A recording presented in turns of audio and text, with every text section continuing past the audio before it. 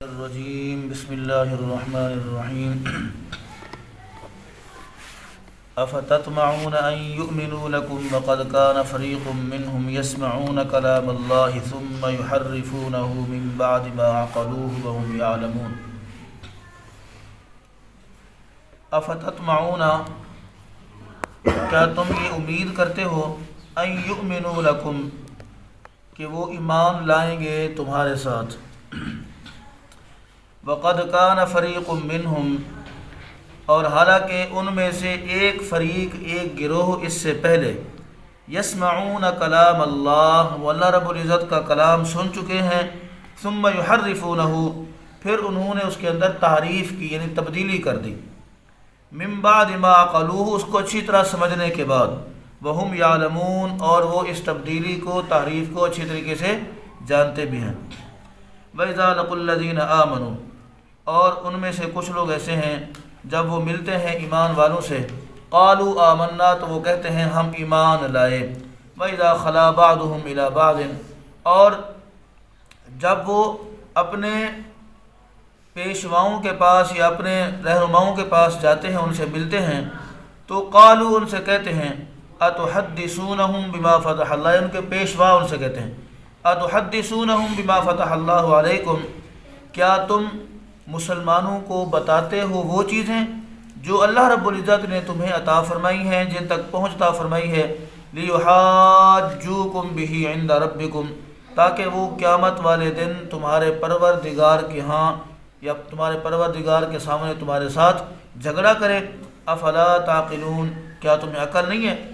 اولا یعلمون ان اللہ یعلم ما یسرون وما یعلنون، اللہ فرما رہے کیا وہ جانتے نہیں ہیں اس بات کو، ان اللہ یعلم، یقیناً اللہ رب العزت خوب جانتا ہے، ما یسرون، ہر اس چیز کو جسے وہ چھپاتے ہیں، وما یعلنون، اور ہر اس بات کو جسے وہ ظاہر کرتے ہیں، اعلانیہ کہتے ہیں۔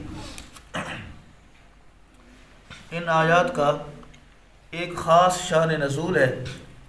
شان نزول بیان کرنے سے پہلے ان آیات کا پچھلی آیات کے ساتھ ربط کیا ہے، کیونکہ پیچھے ہم نے پڑھا کہ خالصتاً اللہ رب العزت نے یہودیوں کو، بنی اسرائیل والوں کو خطاب فرمایا۔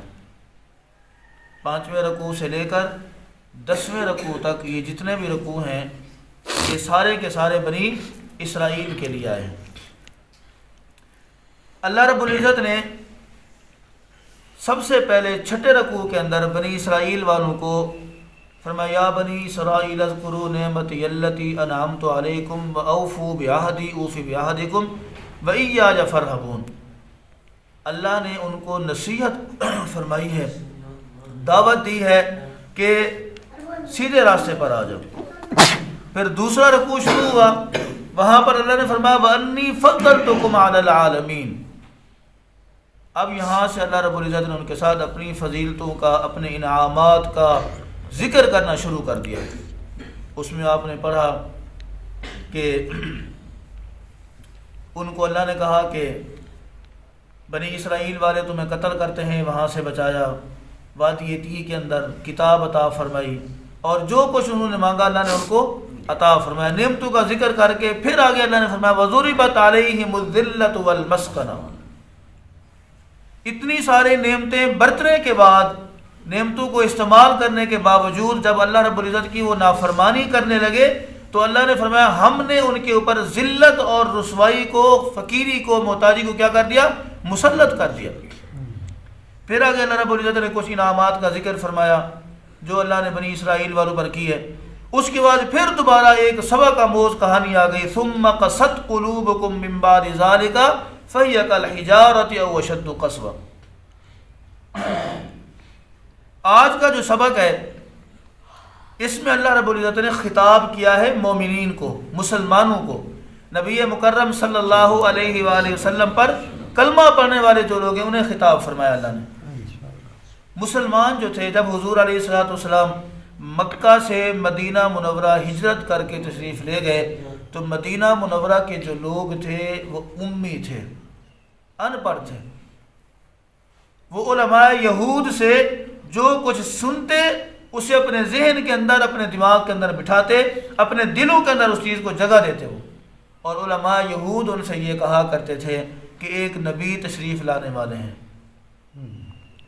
جو سب سے آخری نبی ہوں گے، جو امی ہوں گے، جو وہ حضور علیہ السلام کا پورا حلیہ بتاتے ہیں ان کو، جو تورات کے اندر، زبور، انجیل کے اندر بیان کیا اللہ رب العزت نے، اور کہتے ہیں کہ جو ان پر ایمان لائے گا وہ کامیاب ہو جائے گا۔ مدینہ والوں کے دلوں کے اندر یہ بات بیٹھ چکی تھی۔ یہی وجہ ہے، آپ نے دیکھا ہوگا، سنا ہوگا، جب حضور علیہ السلام مکہ مکرمہ سے مدینہ منورہ ہجرت کر کے تشریف لے گئے تو سب سے زیادہ لوگ مدینہ کے مسلمان ہوئے، جماعت کی جماعت، گروہ کے گروہ، جوک در جوک لوگ دین اسلام کے اندر داخل ہونے لگے۔ اب یہ جو نو مسلم تھے، جو نئے نئے ایمان لائے تھے حضور علیہ السلام پر، اور ان کا ایمان لانا جیسے میں نے عرض کیا بنی اسرائیل کے علماء کی وجہ سے تھا۔ انہوں نے ان سے حضور علیہ السلام کی تعریفیں سن رکھی تھیں، اور پھر وہ حضور علیہ السلام کو دیکھا، جو کچھ سنا تھا اس کو آپس میں میچ کرنے کی کوشش کی، میچ ہو گیا تو وہ ایمان لے آئے۔ اب یہ نو مسلم جو تھے مدینہ منورہ کے لوگ، یہ چاہتے تھے کہ بلکہ یہ سمجھنے لگے، چاہتے نہیں تھے، سمجھنے لگے کہ بنی اسرائیل کے علماء نے جو کچھ ہمیں بتایا، ہم نے تو سن کر اسلام قبول کیا ہے، حضور علیہ السلام کو اللہ کا آخری نبی مانا ہے، یہ تو پڑھ چکے ہیں، یہ جانتے ہیں، بہت اچھے طریقے سے جانتے ہیں، صرف جانتے نہیں ہیں بلکہ بہت اچھے طریقے سے جانتے ہیں۔ جیسے آگے قرآن نے کہا ہے، قرآن فرماتا ہے کہ یہ حضور علیہ السلام کو اس طرح پہچانتے ہیں جیسے اپنے بچوں کو پہچانتے ہیں، بلکہ اپنے بچوں سے بھی زیادہ پہچانتے ہیں حضور علیہ السلام کو، لیکن اس کے باوجود ہر دھرمی کی وجہ سے ایمان قبول نہیں کر رہے۔ تو اللہ رب العزت نے ان نو مسلم لوگوں کو جواب دیا ہے، خطاب فرمایا افتطمعون ان یؤمنوا لکم، کیا تم یہ امید لگا بیٹھے ہو، کیا تمہیں یہ طمع ہے اس بات کا کہ یہ تمہارے ساتھ ایمان لے کر آئیں گے حضور علیہ السلام پر یا اللہ کی آخری کتاب پر؟ وَقَدْ كَانَ فَرِيقٌ مِّنْهُمْ يَسْمَعُونَ كَلَامَ اللَّهِ، یہاں پر فریق سے مراد علماء بنی اسرائیل ہیں، علماء یہود ہیں، جنہوں نے اللہ رب العزت کے کلام کو پڑھا۔ یسمعون کلام اللہ، حضرت موسیٰ علیہ السلام کی زبانی سنا، پھر تورات کو پڑھا، ایک دوسرے کو آگے بتاتے چلے گئے۔ ثم یحرفونہ، پھر اس کے اندر کیا کر دی؟ تبدیلی کر دی۔ تبدیلی کیا کی؟ تورات کے اندر حضور علیہ السلام کے جو ہے نا کچھ صفات بیان کی گئی ہیں، آپ کا حلیہ مبارک بتایا گیا ہے کہ حضور علیہ السلام کا رنگ جو ہے وہ گورا ہوگا، خوبصورت ہوگا۔ انہوں نے کہا جی تورات میں لکھا ہوا ہے حضور علیہ السلام کا رنگ سانولا ہوگا، یہ تبدیلی کر دی۔ وہاں پر لکھا ہے حضور علیہ السلام کا قد مبارک جو ہے وہ درمیانہ ہوگا، انہوں نے کہا جی تورات میں لکھا ہوا ہے حضور علیہ السلام کا قد جو ہے نا وہ اونچا ہوگا۔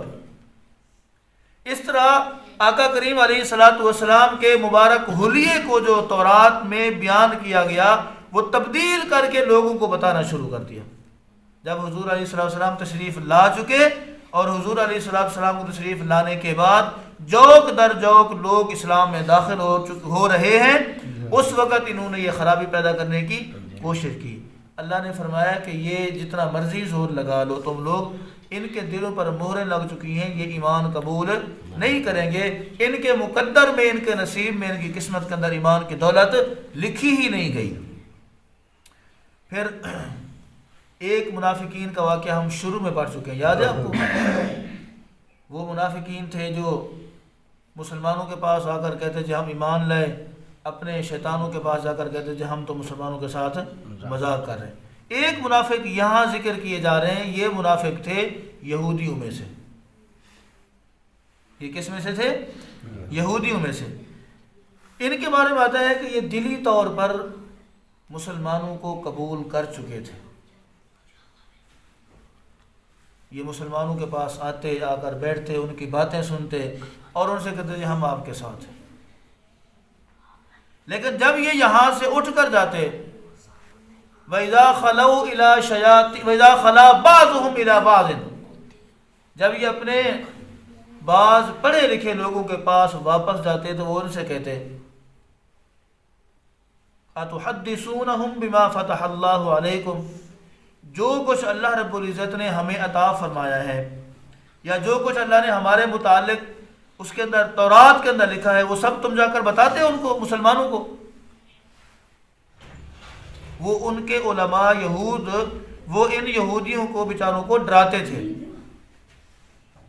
کہ تم جو کچھ بتا رہے ہو جا کر لِيُحَاجُّوكُمْ بِهِ عِنْدَ رَبِّكُمْ، اس بات سے وہ ڈراتے تھے کہ تم یہ چاہتے ہو کہ قیامت والے دن یہ ہمارے خلاف جھگڑا کرے اللہ کے سامنے، تم یہ چاہتے ہو کہ قیامت والے دن تمہاری بتائی ہوئی باتیں ہمارے خلاف جو ہے نا وہ حجت بن جائے، دلیل بن جائے اللہ کے سامنے، کیا ہو گیا تمہیں؟ یہ انہیں ان کے علماء جو یہود کے یہ ان سادہ لوح لوگوں کو لان تان کرتے، وہ بیچارے جب ان کے پاس بیٹھتے ان کی باتیں سنتے ان کی باتوں کے اندر آ جاتے تو پھر کہتے چلو جی جو تم کہہ رہے ہو ہم ویسے کر لیتے ہیں، لیکن وہ ان کے دل مائل ہو چکے تھے ہدایت کی طرف، چونکہ انہوں نے کوشش نہیں کی، انہوں نے ہدایت قبول کرنے کے لیے جو جستجو کرنی چاہیے تھی وہ نہیں کی، ہدایت قبول کرنے کے لیے جن لوگوں کو چھوڑنا چاہیے تھا ان کو نہیں چھوڑا، اسی لیے ان کے مقدر میں ایمان کی دولت نہیں آئی۔ پتہ یہ چلا جب آپ کے سامنے حق اور باطل آ جائے، ایک طرف حق ہے دوسری طرف باطل ہے، حق کو قبول کرنے کے لیے جسے مرضی چھوڑنا پڑ جائے، خاندان چھوٹتا ہے چھوٹ جائے، رشتے ناتے ختم ہوتے ہیں ختم ہو جائیں، کوئی بھی اگر رشتہ باقی نہیں رہتا حق مل جاتا ہے اس کے بدلے میں تو حق قبول کر لو، باطل کو چھوڑ دو، پھر جا کر کامیابی ملے گی۔ ایسا نہیں ہو سکتا کہ باطل کے بھی ساتھ رہیں حق کے بھی ساتھ رہیں، دونوں کشتیوں کے سوار، پھر دونوں کشتیوں کا سوار جو ہوتا ہے وہ بالآخر کیا ہوتا ہے؟ ڈوب جاتا ہے، وہ مر جاتا ہے، وہ بچتا نہیں ہے۔ ہمیں زندہ رہنا ہے، ہمیں بچنا ہے، ہمیں کامیاب ہونا ہے۔ کامیاب ہونے کے لیے لازمی یہی ہے جہاں کہیں بھی ہمارے سامنے حق بات آ جائے ہم حق کے ساتھ ڈٹ کے کھڑے ہو جائیں، سینہ تان کے کھڑے ہو جائیں، آگے جو مرضی ہوتا ہے ہو جائے، ہمیں اس کی پرواہ نہیں ہونی چاہیے۔ یہی کچھ ہمیں اس آیت سے سبق مل رہا ہے۔ آگے جو ہے نا وہ کیا کرتے تھے، کیا کچھ لکھتے تھے، اس کا ذکر آ رہا ہے۔ انشاءاللہ زندگی رہی تو اس کے بارے میں کل بات ہوگی۔ اللہ رب العزت سے دعا ہے اللہ تبارک و تعالی مجھے آپ کو ایمان کی دولت سے مالا مال فرمائے، اللہ ہمارے دلوں کو کفر سے، شرک سے، نفاق سے محفوظ فرمائے۔ وآخر دعوانا ان الحمد للہ رب العالمین۔